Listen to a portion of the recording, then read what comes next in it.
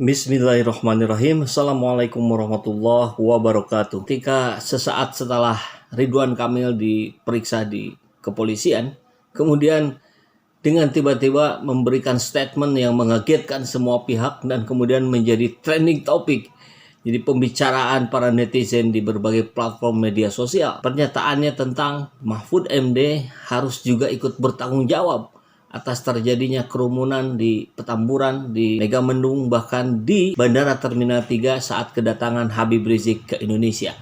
Karena atas statementnya lah yang memperbolehkan kepulangan Habib Rizik dan atau penyambutan yang dilakukan oleh pengikutnya, pecintanya, maka dengan serta-merta datang ribuan, puluhan ribu ke Bandara Terminal 3. Yang pertama, menurut saya, semua kekisruhan yang berlarut-larut ini dimulai sejak adanya statement dari Pak Mahfud yang mengatakan penjemputan HRS itu diizinkan.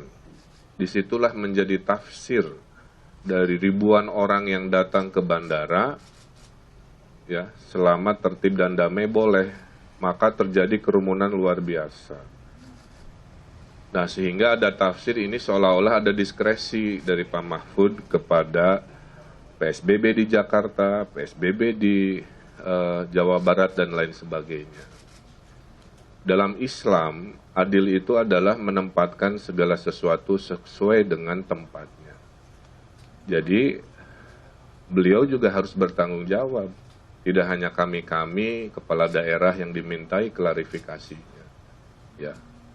Jadi semua punya peran yang perlu diklarifikasi. Pernyataan ini jelas memantik persoalan baru di dalam kubu pemerintahan, karena makin kesini kita melihat bahwa Pak Mahfud MD itu ternyata hari ini terdesak, baik dari pihak luar, tentu pihak luar dalam hal ini adalah umat Islam yang merasa FPI dan para ulama dicoba untuk dekriminalisasi. Itu perspektif publik melihatnya seperti itu. Kemudian dari dalam sekarang muncul Ridwan Kamil yang juga menyatakan bahwa buah dari statement Mahfud MD lah terjadinya kerumunan yang luar biasa. Tentu selain dari pihak luar dan dari pihak dalam, kita bisa menduga juga ada desakan dari atas gitu kan, di pimpinannya Pak Mahfud atas berbagai statementnya yang memantik kontroversi di masyarakat. Sampingnya juga saya kira akan kurang lebih sama begitu gitu kan.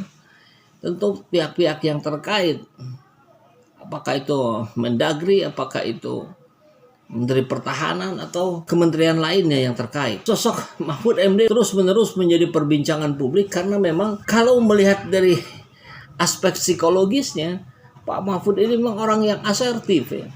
Orang yang memiliki keberanian untuk menyatakan pendapat secara tegas langsung. Tapi kalau asertif itu penjelasan lengkapnya ya kemampuan menyatakan pendapat, keinginan, perasaan secara tegas dan langsung tanpa menyakiti pihak lain, tanpa memojokkan salah satu pihak. Nah, kalau Pak Mahfud memang agak-agak ke arah sana, agak suka memojokkan, agak suka merendahkan juga pihak lain. Terutama barangkali statement tentang bahwa pengikut Habib Rizik itu sedikit. Ini kan terbukti jungkir balik itu 180 derajat, sangat-sangat banyak, dan itu dilihat oleh media internasional. Ya asertifnya memang lebih cenderung pada agresif. Dan ini memang karakter dan wataknya Mahfud MD. Saya kira dengan karakter seperti ini berada dalam posisi sebagai Menko Polhukam tentu menjadi riskan. Mungkin ini akan jadi pertimbangan Pak Jokowi untuk sekalian mencari pengganti Juliari, pengganti Edi Prabowo, mungkin juga pengganti Menko Polhukam. Nampaknya memang kalau secara pandangan pribadi saya, Pak Mahfud ini lebih cocok berada di luar pemerintahan.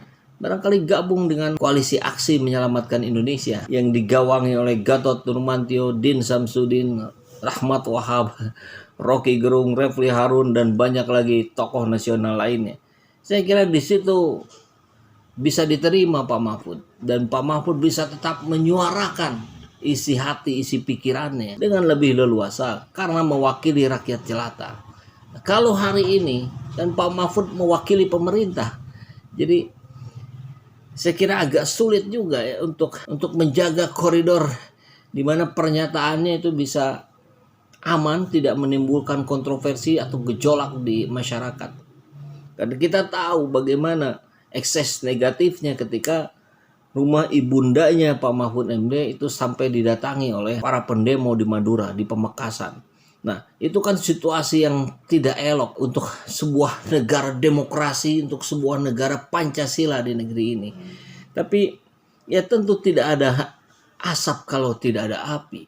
Tentu kita harus melihatnya jauh pada persoalan yang lebih mendalam, lebih kepada sebabnya apa gitu. Nah, kan yang harus diperbaiki, yang harus dibenahi tentu dari akarnya terlebih dahulu. Dan itu kita sudah bahas di berbagai video sebelumnya, bahwa memang persoalan sistem yang jelas-jelas berjalan di negeri ini adalah sistem yang masih memungkinkan orang-orang untuk melakukan perbuatan korupsi, perbuatan kong kali kong, perbuatan negatif lainnya dengan masih begitu mudahnya dilakukan. Maka tentu persoalan ini akan terus melebar.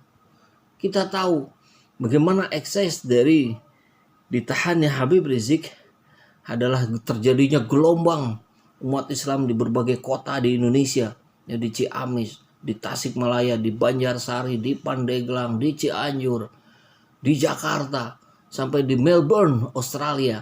Muncul pernyataan-pernyataan sikap mendukung beliau dan meminta beliau untuk segera dibebaskan tanpa syarat, untuk tidak lagi terjadi kriminalisasi ulama. Karena kalau soalnya soal kerumunan, kan kita juga sudah bahas beratus kali.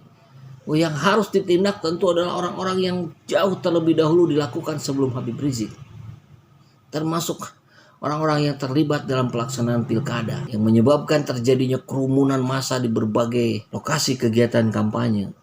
Bahkan eksesnya pun lebih dari 1.100 petugas KPPS yang ternyata positif COVID-19 juga terkonfirmasi tetap datang ke lokasi. Ini kan bagaimana persoalan ini, eksesnya akan terus membesar. Kalau begitu tracing juga harus terus dilakukan ini pada siapa yang berhubungan dengan 1.100 lebih orang petugas KPPS itu. Ini kan belum juga terbahas. Padahal di sisi lain Habib Rizik sudah menyatakan permohonan maaf, sudah dihukum denda, sudah dibayar dendanya. Belum lagi kemudian para tokoh nasional, para tokoh politik kita, dimulai dengan Fadli Zon, kemudian Habibur Rahman, kemudian Habib Al-Habsyi, Sekjen PKS, menyatakan untuk siap menjadi penjamin penangguhan penahanan Habib Rizik. Dan kemudian disusul juga oleh para tokoh-tokoh lain. Ini juga fenomena yang luar biasa, jarang sekali terjadi di negeri ini. Belum lagi persoalan berbagai versi yang muncul dalam kronologis peristiwa penembakan syahidnya 6 Laskar FPI. Ini juga jadi persoalan tersendiri. Nah, kekisruhan ini kalau mengambil bahasanya Ridwan Kamil tadi, ya ini karena awalnya disebabkan oleh statement yang Mahfud MD yang menyepelekan, yang terkesan menyepelekan kedatangan Habib Rizik yang tidak akan disambut oleh ribuan orang. Nah, di sisi lain kita juga dengar berita di berbagai media kemarin-kemarin ketika Pak Mahfud menyampaikan persetujuannya atas apa yang diucapkan oleh Yusuf Kala, bahwa hari ini di negeri ini terjadi kekosongan kepemimpinan. Dan Pak Mahfud mengiyakan. Ini kan juga menjadi soal besar. Orang dalam pemerintahan kemudian mengiyakan Yusuf Kala yang berada di luar pemerintahan bahwa memang terjadi kekosongan kepemimpinan di negeri ini. Ya tentu yang tersasar, yang paling bisa diduga arahnya kan kepada presiden. Maka tentu saran saya sebagai rakyat jelata kepada yang terhormat Bapak Mahfud MD, Profesor, yang ilmunya sudah sangat besar, pengalamannya luar biasa banyak. Saya kira Bapak akan sangat tepat di momen seperti ini untuk berbicara di hadapan publik, menyatakan permohonan maafnya atas berbagai persoalan yang muncul di negeri ini yang barangkali mungkin disebabkan oleh statement yang terucap dari mulut Bapak. Saya kira itu tindakan yang sangat elegan kalau Bapak bisa menyatakan hal itu di hadapan publik. Rakyat kita terkenal sebagai masyarakat rakyat yang pemaaf. Bagaimana kita lihat banyak koruptor dimaafkan, kembali lagi ke masyarakat, diterima. Tinggal terus bagaimana kita ke depan memperbaiki sistem-sistem yang masih kita anggap rusak dan berbahaya ini. Sehingga kita bersama-sama bisa kembali memunculkan negeri ini, negeri yang memang memiliki dua fondasi yang sangat kuat, Pancasila dan agama.